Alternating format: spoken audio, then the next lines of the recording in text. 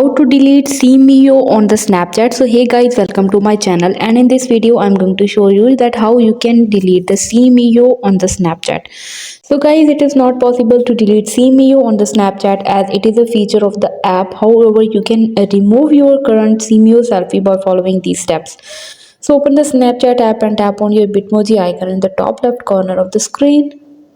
Then tap on the gear icon, and after that tap on the Cemeos and it will show you the current Cemeo selfie on the Snapchat. So you can see the Cemeo option, and there you can see that I will not create any Cemeo selfie. If you have took your Cemeo selfie, so from there you can tap on my clear Cemeo selfie, and a pop-up will show up saying that this will delete your current Cemeo selfie, selected body type and related photos data.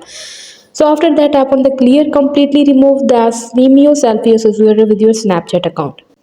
Please note that if you want to use Cemeo again, you will need to take a new selfie or upload a photo of yourself to use that feature. So hope you guys like my video, and please consider showing your support by commenting, liking, sharing and subscribing to my channel for more valuable content in the future.